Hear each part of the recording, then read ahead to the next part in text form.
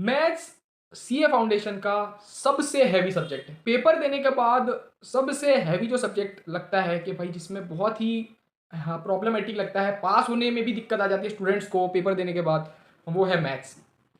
Maths में problem इसलिए पड़ती है कि भाई जब हम यहाँ पे पेपर देते हैं, जैसे घर पे देते हैं या फिर मॉक टेस्ट देते हैं या फिर कहीं आईसीआई के कोई पेपर सॉल्व करते हैं, तो वो पेपर है ना अरेंज्ड होते हैं लाइन वाइज, चैप्टर वाइज। जैसे पहले 40 क्वेश्चंस मैथ्स के आते हैं, फिर 20 क्वेश्चंस एलआर के आते हैं और लास्ट के 40 क्वेश्चंस स्टेट्स के आते हैं, और चैप्टर वाइज ही होता है। तो वो ईजी रहता है यानी सॉल्व करने में, कंपेरेटिव जो आईसीआई के एग्जामिनेशन में आते हैं। तो ये बात को अच्छी तरह से ध्यान में रखना है कि भाई वहाँ पे इस बात के लिए तैयार रहना है कि वहाँ पे जो क्वेश्चन आएंगे ना वो मिक्स क्वेश्चन आएंगे। वहाँ पे मिक्स क्वेश्चन आते हैं आईसीआई के एग्जामिनेशन। तो उसके लिए हमें तैयार रहना है, प्रॉपर प्लान रहना है, प्रिपरेशन अच्छी रखनी है और अच्छी स्ट्रेटेजी के साथ जाना है। स्ट्रेटेजी क्या होनी चाहिए? मेरी स्ट्रेटेजी ये थी, मैं एक स्ट्रेटेजी के साथ गया था एग्जामिनेशन में, कि मुझे क्या करना है कि मुझे 100 क्वेश्चंस पूरे के पूरे पहले गो थ्रू कर लेना है, फटाफट क्विक गो थ्रू कर लेना है। जिससे ये होगा कि 100 क्वेश्चंस मुझे पता चल जाएगा कि ये 100 क्वेश्चंस है। और ऐसा जो लग रहा है कि भाई जो तुरंत ही हो रहा है, देखते ही पता चल रहा है जिसका आंसर, तो उसे हमें मार्क कर लेना चाहिए, उसे डन कर लेना चाहिए।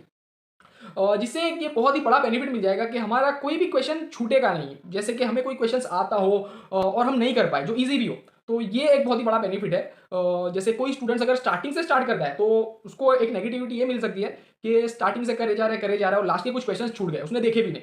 तो ये और नहीं होना चाहिए। जैसे कि कोई स्टूडेंट के साथ हो सकता है जिसने देखे भी नहीं, जो भले ही ईजी हो, आते भी हो, लेकिन स्ट्रेटेजी बरोबर नहीं अप्लाई करने की वजह से प्रॉब्लम हो गई हो। तो ये वाली जो स्ट्रेटेजी है कि भाई पहले ही पूरे क्वेश्चंस को, सारे क्वेश्चंस को गो थ्रू कर लेना, ये बहुत ही अच्छी है। तो जो ऐसा लग रहा है कि तुरंत ही आ रहा है, जैसे कि थियरी क्वेश्चंस है, थियरी क्वेश्चंस हमें देखते ही पता चल जाता है कि भाई इसका आंसर ये है, तो तुरंत तुरंत उसे मार्क कर दो। और कैलकुलेटिव भी है जो एकदम छोटा है कि भाई देखते ही ऐसा लग रहा है कि तुरंत हम कर देंगे, तो उसे कर दो। तो जिससे एक बेनिफिट ये मिल जाएगा कि हम 100 क्वेश्चन को देख लेंगे, जिससे ये नहीं होगा कि जो हमें आता भी होगा, ईजी भी होगा, और वो हमारा छूट जाए टाइमिंग की वजह से या हमारी प्रॉपर स्ट्रेटेजी नहीं होने की वजह से।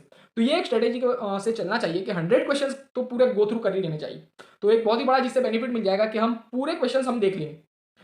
तो इस स्ट्रेटेजी से जाना चाहिए। मैथ्स में भी जो स्टैट्स है उसमें थियरी चैप्टर्स है, और वेटेज भी अच्छा है।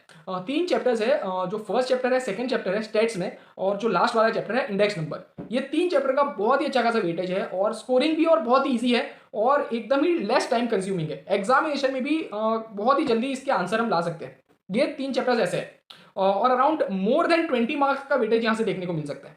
और एलआर वो तो भाई बहुत स्कोरिंग है, और इजी भी है, तो वो भी पूरा के पूरा कर लेना चाहिए।